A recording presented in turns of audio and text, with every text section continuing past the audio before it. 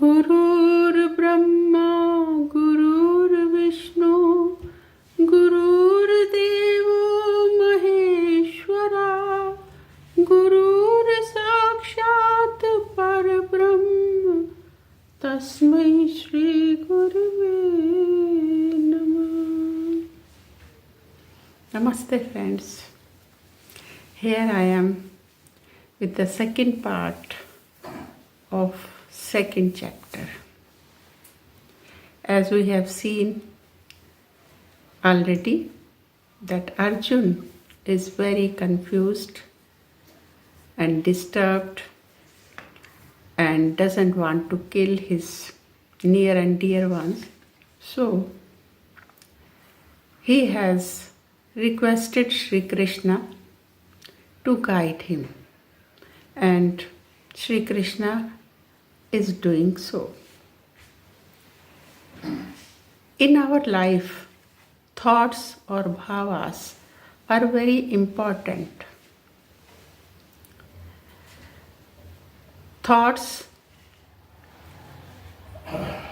are expressed in words and then we perform the actions. So these three thoughts, words and actions are very important. They have woven our destiny and we are still weaving it unconsciously. So we should be very careful and use only those words, we should do those actions and we should think those thoughts which are positive. So positive thoughts, positive words and right actions are to be done. Because whatever you think, you become that. And pay your full attention on the work in hand. Future will take its own care. This world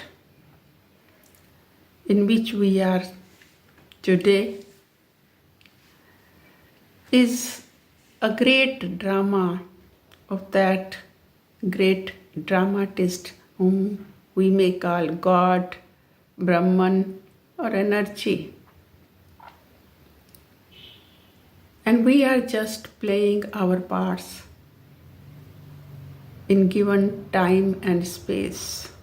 So don't take this life so seriously, because every scene of our life is even fleeting. It is transitory, anitya. And we should work here as a witness only, not as doer, if we want to live happily. In this chapter, Sri Krishna explains that everything created by Prakriti or Mother Nature consists of three gunas: Sattva, Rajas and Tamas. Sattva stands for wisdom, knowledge, light. Rajas stands for activity, fickleness, and Tamas stands for ignorance, delusion. And the predominance of one of these qualities in a person determines his nature and behavior. Because everybody is having all the three gunas, but it is the predominance of one virtue that actually determines one's nature. Now, we should try to be in Sattva, because Sattva gives us wisdom, knowledge, clarity of mind, and uplifts us. And a Sattvic person is peaceful and if we do such works which are good for the society, nation, or humanity, then we rise even beyond three gunas. Because Sri Krishna says in Bhagavad Gita that you should be beyond three gunas. So, such acts which are done for the benefit of society at large are considered as yajna or sacrifices, that is, works done without any selfish motive. And when such a person performs actions in this way, then he becomes not only beyond three gunas, but even beyond dvandvas or pairs of opposites, which have been described in the first part of this chapter. And such a person is spending his life in a very peaceful manner. So he lives happily and does his work in day-to-day life.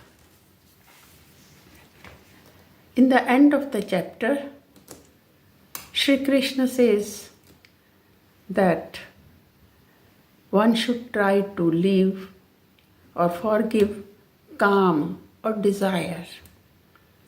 Now, desire is cause of a chain of vices. Due to desire, krodh or anger also arises.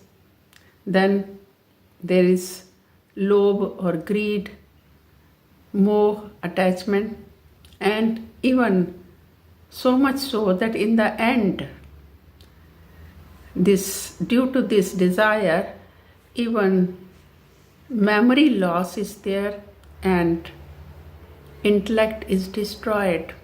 And when intellect is destroyed, then the whole life of person gets destroyed. Therefore, we should try to give up desires. Now question arises, how to give up desire? Because in day-to-day life, everything we do, it is due to desire. Action follows after the desire. So how to give up desire which is so powerful? So here I want to add that those who have realized their real nature as bliss, their desire automatically comes to an end, because they have realized that all the happiness they get from worldly objects is as transitory or anitya as the objects are. They are not going to give you happiness forever. For a short time, you are happy when your desire is fulfilled. Then again, another desire comes. So there is no end. If you go on fulfilling desires which are unending, and then you will be also in the rat race of grabbing everything. So what I say, that one should only limit oneself up to necessities of life as far as possible, and we should desire for doing good for others.